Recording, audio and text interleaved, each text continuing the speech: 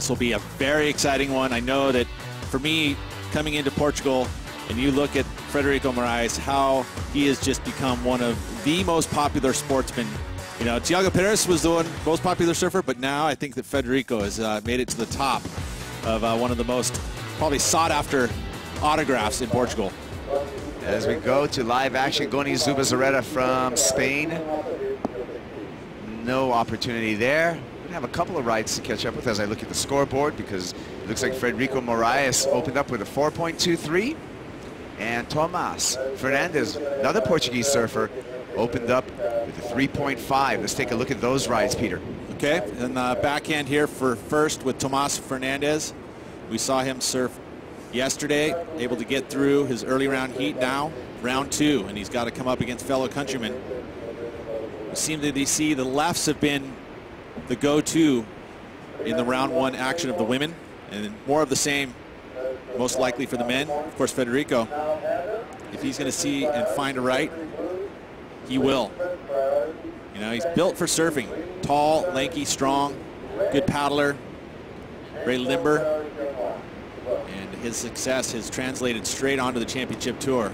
Graphics and banners with the image of Frederico Morais, currently number 11 on the championship tour, looking to Adam Melling, his opening ride. And Melling getting a couple nice backhand carves, setting up through this left-hander here in Guincho. And a whippy finish, but a little too whippy as he goes incomplete. Right behind him, here's Frederico. Bangs it off the top. And a second one. Looking in form, Frederico Morais. And just, you can see the confidence in his surfing. Now he can call himself, well, he is a championship tour surfer, and has had a great 2017 so far with some highlights. Second place at J-Bay would be the big highlight. Quarterfinals at Bells, just came off a quarterfinal finish at Trestles. Some momentum behind this big guy. I think one of the things he can really take, you know, as a positive, even from before he was able to get into the, you know, the Bells kind of performance, is that he was putting up big numbers by the judges, and they like his surfing. They like what he's been able to do. His surfboards look on point. They're perfect size. They work in all the conditions that he's been put in. So I would say that he's going to carry that confidence straight into this qualifying series. I'm sure he's sleeping in his own bed here, just down the road. And we talk about how much confidence really is and how much it plays into performances on all levels. And again, that's, you know, talk about confidence. She's now carrying it. Pretty easy heat win for her. Melling. Pretty impressive that he was able to get his board up there coming so late to that second lip climb. Opened up with a 4.47.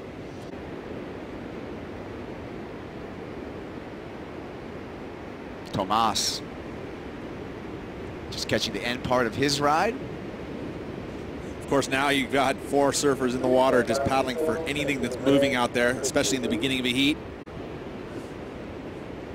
Score in for Lasso Morais, a 6.83. Couple that with his 4.23 opener, and he's in an early lead. Adam Melling answering back here, choosing to go left once again. Gets through some difficult water, whips that final maneuver, and again, unable to go complete. And we've touched on how important those final maneuvers are in order to really lift that score. His first wave at 4.47, you know, he surfed it well, but again, didn't finish that final maneuver. Same thing happened again. So those 2 scores most likely will be throwaways at the end. You know, Melling has been putting the time on that qualifying series, hitting the big events, but really hasn't had the greatest season yet. So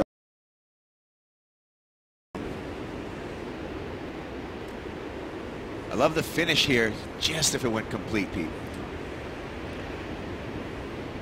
And our view from high up above. Love that drone angle, gives you a real different look at the styles and approaches. And you can kind of see the whitewater line and the sandbank there, an idea of all the different banks we have here at Guincho. Score in for Lasso Morais, a 6.83. Couple that with his 4.23 opener, and he's in an early lead. Adam Melling answering back here, choosing to go left once again. Gets through some difficult water, whips that final maneuver, and again, unable to go complete. And we've touched on how important those final maneuvers are in order to really lift that score. His first wave at 4.47, you know, he surfed it well, but again, didn't finish that final maneuver. Well, we can thank that fog layer out on the horizon for doing a little bit of wind blocking. However, the land is heating up, and we're going to have a little bit of that convective onshore flow regardless, but still looking good here for day number 2 at the EDP Billabong Pro Cascais. Quick up and down from Tomas Fernandes.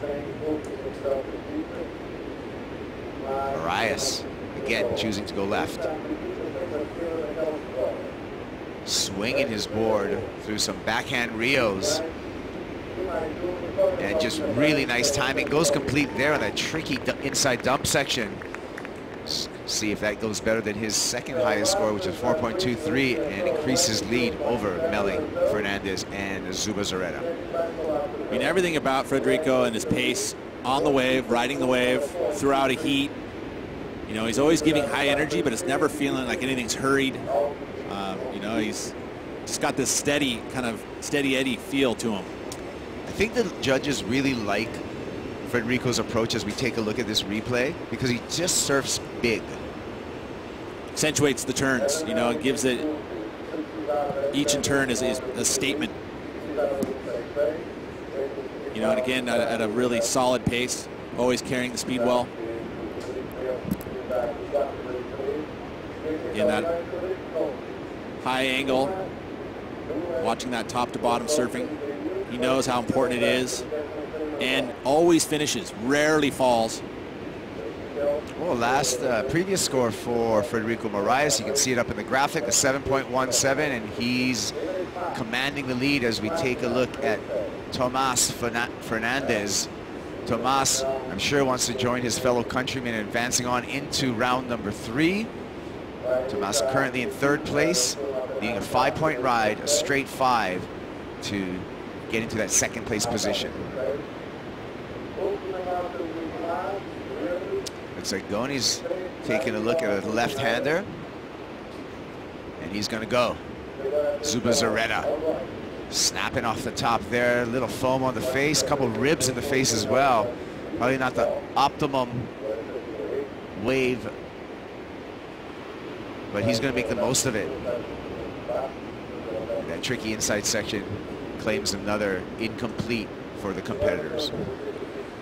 Well, you look at Gony, his ranking is 35. He's been on that top front page of the qualifying series for many years. Got a couple wins this season, though. Caparica Pro and also the Pro in Morais. He's gotten a couple firsts. They are QS 1000s and a QS 1500. On the forehand, Adam Melling. Nice wrap around there. Tight radius in his turns, and Melling bringing some energy through this wave, loading up on the inside, and goes for the straight bunny hop air, and another fall. Now he's just not finishing out those rides. Right now he's still in 2nd position, but you know, you look at the score line there, a 4.47, a 4.03. You'd think that he'd have to lift it with the talent right behind him chasing him down.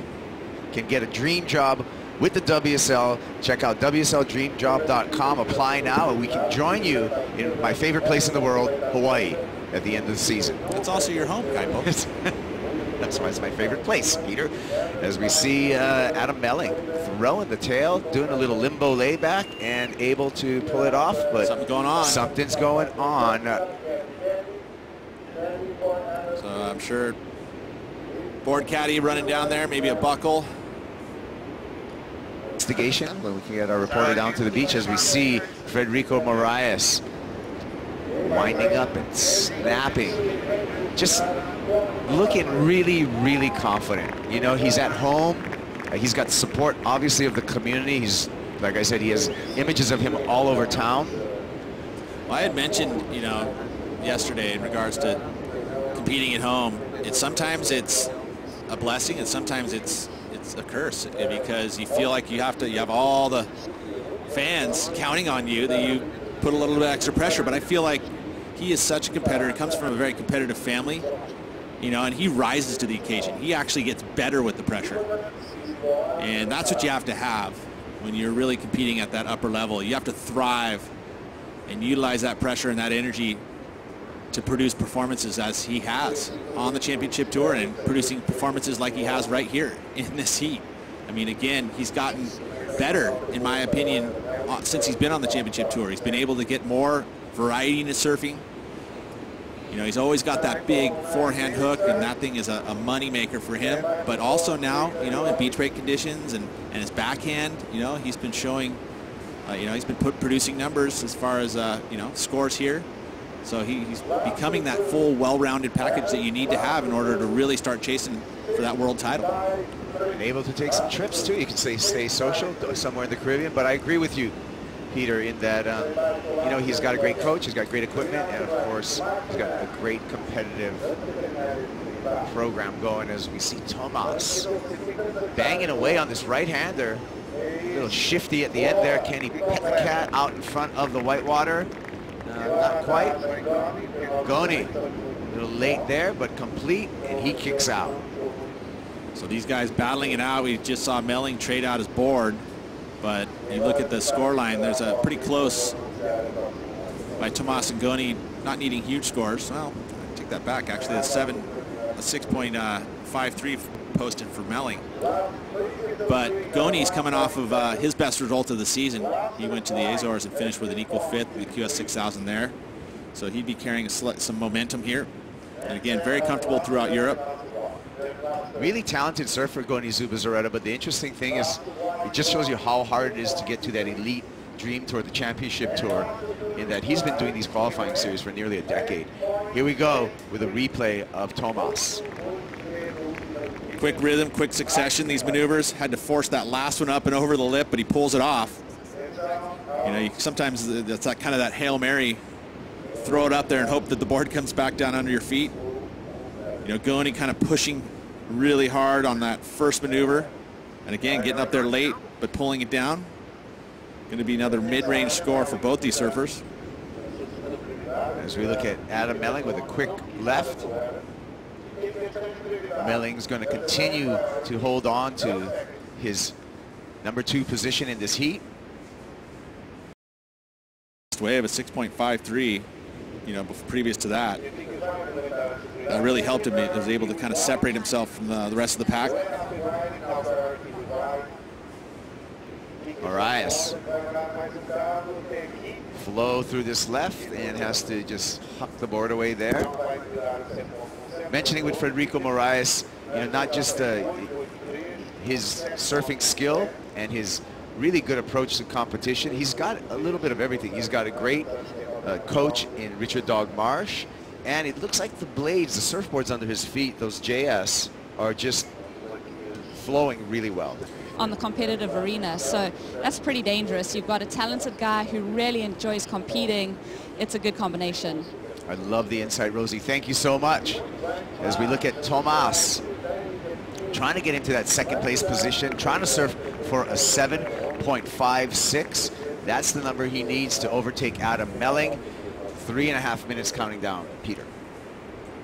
You know, smaller little right again. He's picking these waves that seem like they've got that open face, but they're not giving him really a steep, bigger section. You know, and I think that that's why you're seeing the scores kind of reflect that, not into the good range.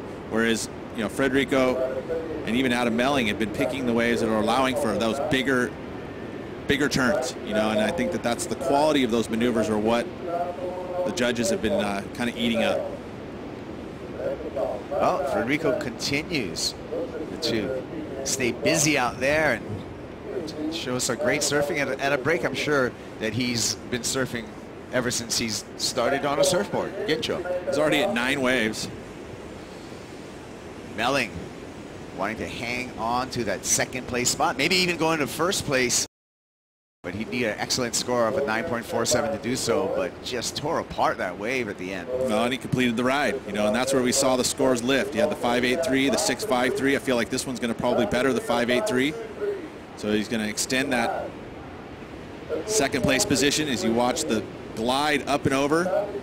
You know, not a substantial difference in equipment change, but that turn there was quality, and he was able to keep the board under his feet and ride out. So really one big turn there, but kept good flow as we watch the backhand now of Gony. So he's trying to fight back with 2 minutes to go. Needs a solid score. Looking at an 8.56 needed, but again, just a little bit of an error at the end. So probably won't go into that excellent range. And then Frederico on the backhand. And then, you know, we talk about why he has such confidence in his equipment, because the boards just glide over. Even any chops, he just does not look like he's going to go down at all. You know, being a tall surfer, sometimes you can kind of look awkward. I know for myself, and he doesn't. It's always just the positioning in his body, solid always. He's very fit. And of course that translates into another good score. Peter, I just want to tell you, I've never seen you look awkward. Just sound awkward. We look at Tomas. This could be the last chance. 1 minute 20 seconds on the countdown, and he needs to surf for a 7.13, and he's on his way. Let's see what he can do with the rest of this wave. Banging away, this left continues to reform for him. So needs something spectacular at the end here, but he's getting up in vertical, feeling like that was a leg burner. For sure. We're still waiting on a score, I think, from Adam Melling as well. We have yet to see that first, that right, and see if he improved the situation, because that could obviously change the allocation needed by Fernandes. But man, that wave gave him a lot of opportunity. You can see his legs. He rode a lot of waves in that heat as well. That was his 8th wave. So the boys putting in the time, and yeah, he was burning. He was definitely giving it his 100%. Let's take a look at it again. Good size set wave, but look at the sections just keep opening up for him. You know, unfortunately, that first maneuver there, a little bit stuck, but he puts it together for those 2 turns. And then here he thinks, it's almost over, but no. It moves through that shallow portion and goes into some deeper water, and gave him 3 more sections. I mean, there wasn't high quality maneuvers there, but the finish was okay. So again, waiting on the score from Melling and that last of Fernandes. Well, if Melling improved upon his 5.83, he's going to increase the requirement for Fernandes. Current requirement is 7.13, but again, it's dependent upon other scores. So we're just going to be waiting for scores and see how this Heat 13 plays out. That was after the buzzer for Adam Melling, so that's not going to factor into the equation. And the local crowd is enthralled, and Adam Melling feeling good about his performance out there, trying to get back onto the 2018 Championship Tour. We're going to be back with more of the EDP Billabong Pro Cascais. We've got an all-Brazilian matchup coming up. Stick around for more surfing action.